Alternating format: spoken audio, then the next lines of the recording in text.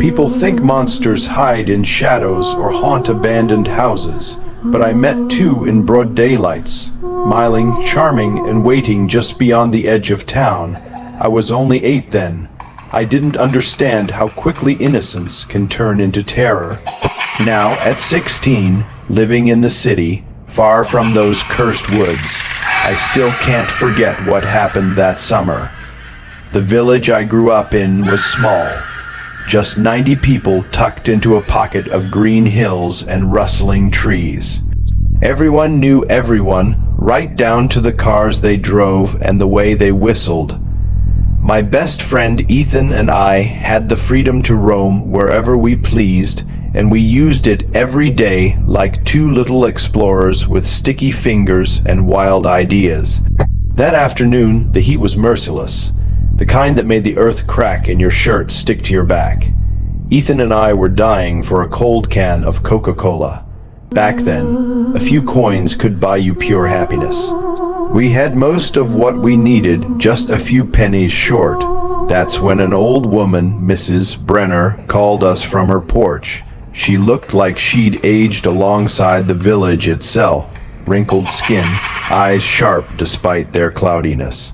She said her birthday was coming up, and she planned to make fresh mint tea for everyone. The only problem, she'd run out of mint. "If you boys fill these 2 bags with mint leaves," she said, handing us plastic bags, "I'll buy you as much soda as your little stomachs can handle." The mission seemed simple. We grinned, thanked her, and started our hunt, running toward the outer fields with energy only children have. But the sun was cruel. We searched for hours, the bags barely filling. Our skin turned red, and sweat soaked our backs. Still, we pressed on, hoping to stumble upon a miracle patch of mint. What we found instead was something else. 2 boys appeared out of nowhere, teenagers in all. Black hoodies and jeans, their hoods up despite the heat. They weren't just tall, they felt wrong, like shadows pretending to be people. I couldn't see their faces clearly, but their smiles were too wide, too polished. "Hey," one of them said in a strange, playful voice. "You boys out here alone?" Ethan instantly tensed. I felt him shift beside me, his grip tightening on the plastic bag. He gave me a silent signal to leave, a small tug at my sleeve. I didn't understand it. I was too naive, too focused on getting that soda. "Yeah," I said cheerfully, "we're looking for mint leaves. Know where we can find any." They exchanged glances. One crouched next to me and gently patted my head. Something about the touch made the hairs on my neck stand up. Ethan stepped between us. "Who are your parents?" he asked the strangers, his voice firmer than I'd ever heard it. Where we were from, asking that meant more than it sounded. It was a way of identifying someone by their family. These guys didn't answer. They just smiled wider. "There's a whole field of mint over that hill." The other said, pointing beyond the woods, "We just came from there. We can take you." That hill, we knew it. We played there all the time. There was no mint, just trees, thorns, and old trails. But again, I was young, dumb, eager. I looked at Ethan and tugged his arm, pulling him forward. The strangers led the way, and we followed. Every step into those woods made the world feel colder, heavier. The birds went quiet. The trees seemed taller. The village disappeared behind us.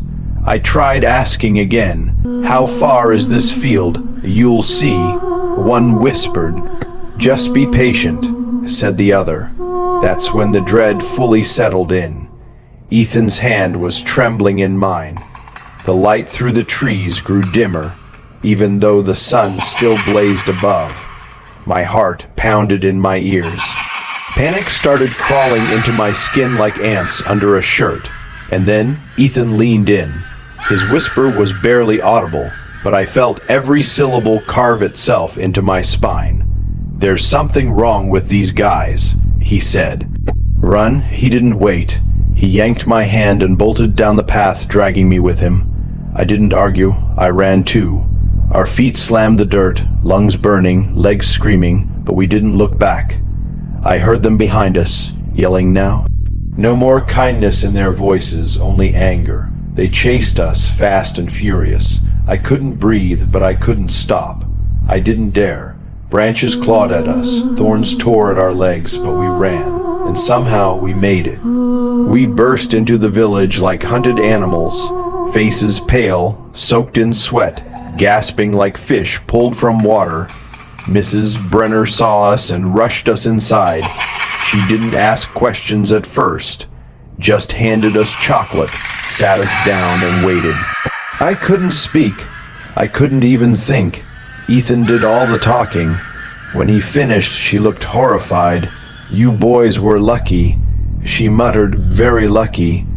We never saw those two again. I don't know who they were, where they came from, or what they intended to do. But I can guess now, and I don't like the answer. I don't like it one bit. Ethan wasn't allowed to play outside for weeks after that. I had nightmares for months, and now, years later, even though Ethan's my boyfriend and we talk about everything, we never talk about that day, because there are monsters out there. And the scariest ones don't growl or hide in the dark. They smile and ask if you're alone.